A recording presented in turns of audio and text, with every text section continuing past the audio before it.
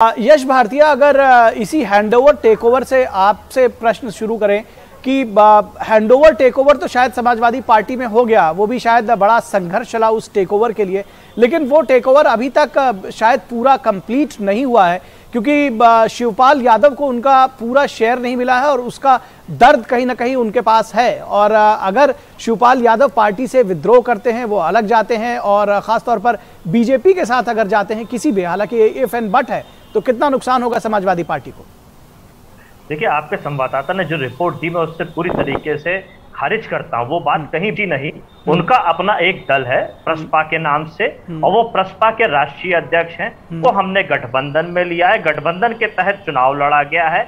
जैसे हमारी पार्टी ने उपचुनाव लड़े थे इससे पहले लोकसभा के आरएलडी के साथ में, जिस तरीके से कैराना में चुनाव चिन्ह हैंडपंप था आरएलडी का और प्रत्याशी समाजवादी पार्टी के था, उसी तरीके से अब प्रसपा के प्रत्याशी श्री शिवपाल जी थे और चुनाव चिन्ह साइकिल था, क्योंकि उनका चुनाव चिन्ह प्रसपा का जो पहले चाबी हुआ करता था वो किसी कारण से चुनाव आयोग ने बदल दिया था और अल्प समय में जनता के बीच में नहीं जा सकते हैं, इसीलिए उन्होंने साइकिल चुनाव चिन्ह मांगा, जिसको हमारे राष्ट्रीय अध्यक्ष श्री अखिलेश यादव जी ने स्वीकार कर लिया गठबंधन की रणनीति के तहत और उनको साइकिल चुनाव चिन्ह दिया। यानी आपको सत्ता संघर्ष नहीं दिख रहा है? आपको ये नहीं लग रहा है कि शिवपाल यादव नाराज हैं? आपको ये नहीं लग रहा है कि शिवपाल यादव जी किसी तरीके का कोई सत्ता संघर्ष नहीं है, ना कोई हैंडओवर है, ना कोई टेक ओवर है। दो पार्टियां हैं जिसका गठबंधन था। प्रसपा का विलय समाजवादी पार्टी में नहीं हुआ है, केवल गठबंधन के तहत एक रणनीति। फिर शिवपाल यादव नाराज किस बात के लिए है?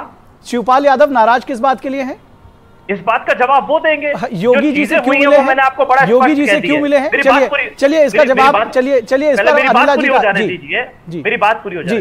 प्रसपा के तहत ही उनको मायावती जी का जो बंगला खाली कराया गया था पूर्व मुख्यमंत्री होने के नाते, प्रसपा के नेता और विधायक होने के नाते उनको वो बंगला अलॉट किया गया भारतीय जनता पार्टी की सरकार में। और अब अगर वो भारतीय जनता पार्टी की सरकार में मुख्यमंत्री से मिलते हैं तो वो तो प्रदेश के मुख्यमंत्री हैं, तो मुख्यमंत्री से मिलना तो कोई रणनीति का हिस्सा नहीं हो सकता। चलिए, राजनीति में हमेशा एक और एक दो नहीं होता है, ये आपसे बेहतर कौन समझ सकेगा? अगर वो प्रदेश अध्यक्ष से मिलने जाते, राष्ट्रीय अध्यक्ष से मिलने जाते तो सवाल हो सकता है, लेकिन वो सवाल प्रसपा से संबंधित होगा, समाजवादी पार्टी से। चलिए, अगर आप शिवपाल यादव जी को एक्सेप्ट किया ही नहीं था।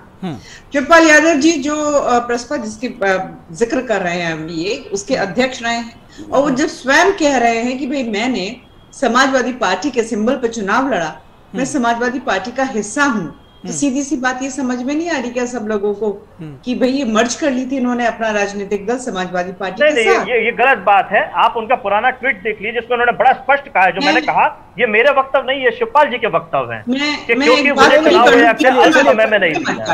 बीच में मत काटिए। चलिए उनकी बात पहले आपकी बात पे करेक्शन बात पूरी कर लो, फिर आपका टर्न आएगा, बात करेगा। बिल्कुल।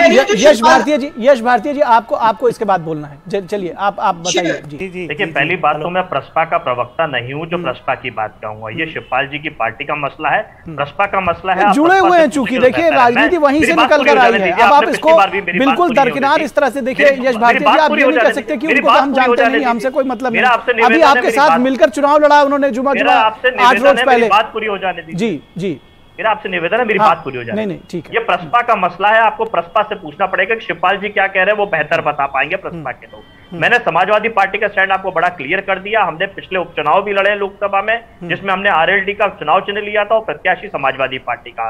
ये गठबंधन के तहत एक रणनीति का हिस्सा होता है। जिस तरीके से हमने शिवपाल जी के साथ में चुनाव लड़ा, वो प्रसपा के हमारे गठबंधन के सदस्य हैं। गठबंधन के तहत अभी बैठक बुलाई गई थी, उसमें उनको आमंत्रित किया गया।